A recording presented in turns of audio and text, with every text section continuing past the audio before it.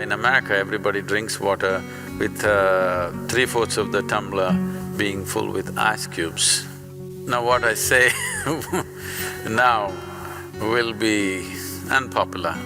When in the yogic culture, if you are a yogi, if you're on the path of the inner transformation, you want to transform your system to another dimension of possibility, then you drink water only which is within 4 degrees variation upwardly and downward. That is, your normal body temperature is somewhere around 36 degrees centigrade.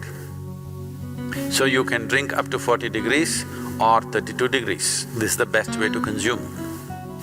If you are a student, that is, you want to absorb knowledge, you're not looking for transformation, you're only interested in absorbing knowledge, then you must drink within 8 degrees variation. That is, you can drink up to 44 degrees and 28 degrees. If you are a householder who is not interested in any transformation or learning, you just want to manage your wife and children and husband, that's all your thing is, then you can drink up to 12 degrees variation from both sides. Beyond that is not considered conducive for anybody. So that's an unpopular thing to say, but it's important that whatever you consume is somewhere in the range of the body temperature, not too far away from that, because it will disturb the way the water within the system behaves by consuming water or any substance which is very, very far away from the body temperature. I know the ice cream loving people and will scream at me now. I'm just telling you the ideal conditions. How many of you want to live in the ideal range or being conscious of it wherever possible, staying there is a good thing to do.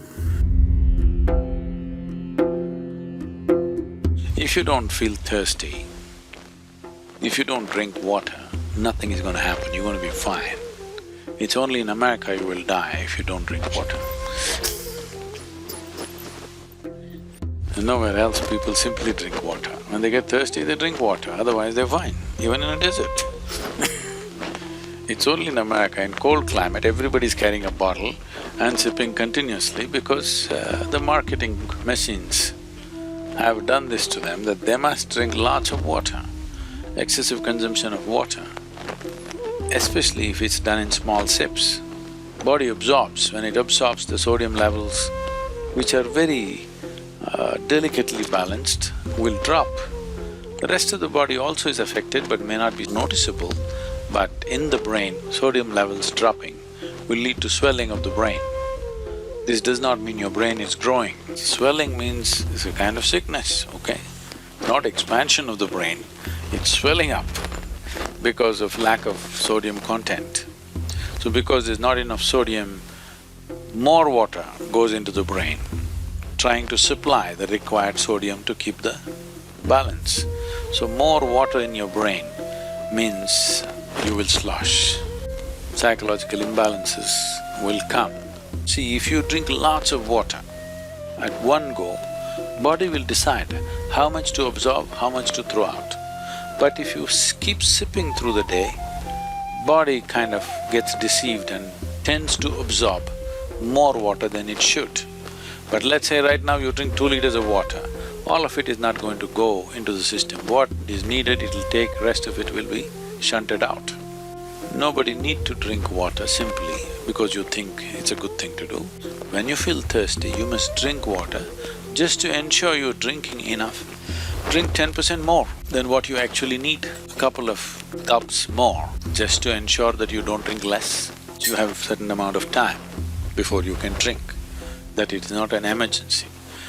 At the same time, when you need water, when you're thirsty, if you don't drink, it'll cause damage to the system. The damage to the heart is immense when the water that is needed is not there in the system. But when I say water, it is not just about drinking liquid water, you must eat high water content foods. If you eat a fruit, it's nearly 90% water. Vegetables and other things are over 70% water. When you consume food, at least it must be level with the percentage of water content in your own body. So any food that you eat should be at least 70% water content.